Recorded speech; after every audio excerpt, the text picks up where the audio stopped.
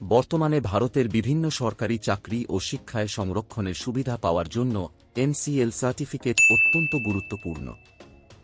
এটি মূলত ওবিসি প্রার্থীদের জন্য প্রযোজ্য, যারা নির্দিষ্ট আয়ের সীমার নিচে পড়েন। এই সার্টিফিকেট থাকলে আবেদনকারীরা কেন্দ্র ও রাজ্য সরকারের সংরক্ষিত সুবিধা পেতে পারেন।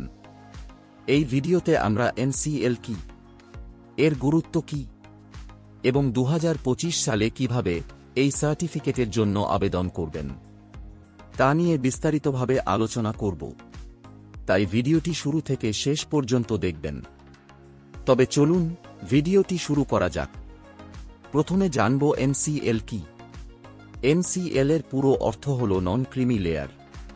এটা হলো একটি সার্টিফিকেট যা নিশ্চিত করে যে কোনো ব্যক্তি বা তার পরিবার সরকারের নির্ধারিত আয়ের সীমার নিচে আছে এবং ওবিসি সংরক্ষণের সুবিধা পাওয়ার যোগ্য।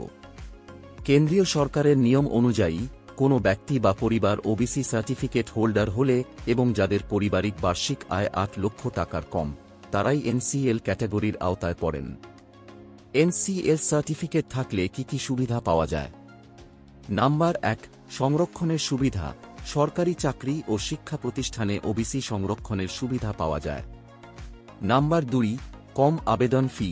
বিভিন্ন সরকারি চাকরির ফর্ম ফিলআপের ক্ষেত্রে সাধারণ প্রার্থীদের তুলনায় কম ফি লাগে।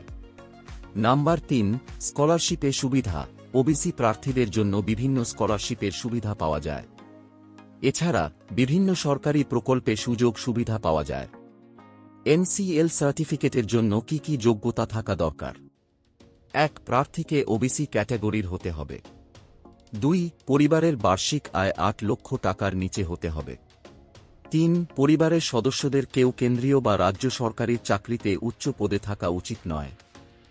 এনসিএল সার্টিফিকেটের জন্য কি কি ডকুমেন্টস প্রয়োজন হয়? 1, আবেদনকারীর পরিচয়পত্র, যেমন আধার কার্ড, প্যান কার্ড অথবা ভোটার কার্ড। 2, স্থায়ী ঠিকানার প্রমাণপত্র, যেমন ভোটার কার্ড, আধার কার্ড ও রেশন কার্ড। 3, ওবিসি ক্যাটাগরির প্রমাণপত্র অর্থাৎ ওবিসি সার্টিফিকেট। 4, আয়ের শংসাপত্র অর্থাৎ ইনকাম সার্টিফিকেট। 5, জন্ম প্রমাণপত্র হিসাবে বার্থ সার্টিফিকেট বা মাধ্যমিকের এডমিট কার্ড। 6, স্থায়ী বাসিন্দার শংসাপত্র অর্থাৎ ডোমিসাইল সার্টিফিকেট। 7, কিসের জন্য এনসিএল সার্টিফিকেট আবেদন করছেন, তার প্রমাণপত্র। 8, এনসিএল সার্টিফিকেটের ফরম্যাট। এখন আমরা জানব কিভাবে এনসিএল সার্টিফিকেটের জন্য আবেদন করবেন। এটি খুব সহজ, শুধুমাত্র কিছু ধাপ অনুসরণ করতে হবে। এই সার্টিফিকেটের জন্য আবেদন করতে হবে শুধুমাত্র অফলাইনে। আমাদের রাজ্যে তথা পশ্চিমবঙ্গে এখনও পর্যন্ত অনলাইন প্রক্রিয়া চালু হয়নি। তবে ভিডিওতে উল্লেখিত ধাপগুলো অনুসরণ করলেই কয়েক দিনের মধ্যে এনসিএল সার্টিফিকেট হাতে পেয়ে যাবেন। প্রথমে এই রকম একটা আবেদনপত্র সংগ্রহ করুন আপনার নিকটবর্তী পঞ্চায়েত অফিস থেকে। ফর্মটাতে নিজের নাম, ঠিকানা ও ইনকাম ডিটেলস উল্লেখ থাকবে।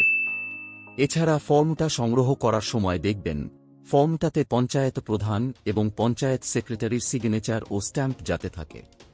স্টেপ 2, পঞ্চায়েত থেকে আবেদনপত্র সংগ্রহ করার পর উল্লেখিত সমস্ত ডকুমেন্টস অ্যাটাচ করবেন। তারপর বিডিও অফিসে গিয়ে এনসিএল আবেদনপত্রে জয়েন্ট বিডিও বা বিডিও সাহেবকে দিয়ে সাইন করাবেন। স্টেপ 3, আবেদনপত্র বিডিও অফিসে সাইন হবার পর সমস্ত ডকুমেন্টস অ্যাটাচ করে জেলা শাসক, সাব ডিভিশনাল অফিস বা জেলা সমাজ কল্যাণ দপ্তরে জমা দেবেন। আবেদনপত্র জমা দেওয়ার পর আপনাকে একটা রিসিপ্ট দেওয়া হবে এবং সার্টিফিকেট সংগ্রহ করার নির্দিষ্ট দিন বলে দেওয়া হবে। সাধারণত আবেদনপত্র জমা দেওয়ার পর 15 থেকে 30 দিনের মধ্যে সার্টিফিকেট ইস্যু করা হয়। তবে দেরি হলে সংশ্লিষ্ট দপ্তরে যোগাযোগ করে সার্টিফিকেট সংগ্রহ করা যেতে পারে। আজকের ভিডিওতে আমরা জানলাম এনসিএল সার্টিফিকেট কি, কিভাবে আবেদন করতে হয় এবং এর সুবিধাগুলো কি কি। আপনি যদি ওবিসি ক্যাটাগরির হন এবং সরকারি চাকরির ক্ষেত্রে সংরক্ষণের সুবিধা নিতে চান, তাহলে দেরি না করে আজই আবেদন করুন। আশা করি এই ভিডিওটির মাধ্যমে আপনাদের অফলাইনে এনসিএল সার্টিফিকেটের আবেদন পদ্ধতি সম্পর্কে কিছুটা হলেও বোঝাতে পেরেছি। যদি আপনারা আরও কিছু জানতে চান বা কোনো প্রশ্ন থাকে, তাহলে নিচে কমেন্ট বক্সে কমেন্ট করতে ভুলবেন না। ভিডিওটি যদি ভালো লেগে থাকে তাহলে লাইক, শেয়ার এবং চ্যানেলকে সাবস্ক্রাইব করতে ভুলবেন না। এই ভিডিওটি এতক্ষণ দেখার জন্য আপনাকে অসংখ্য ধন্যবাদ।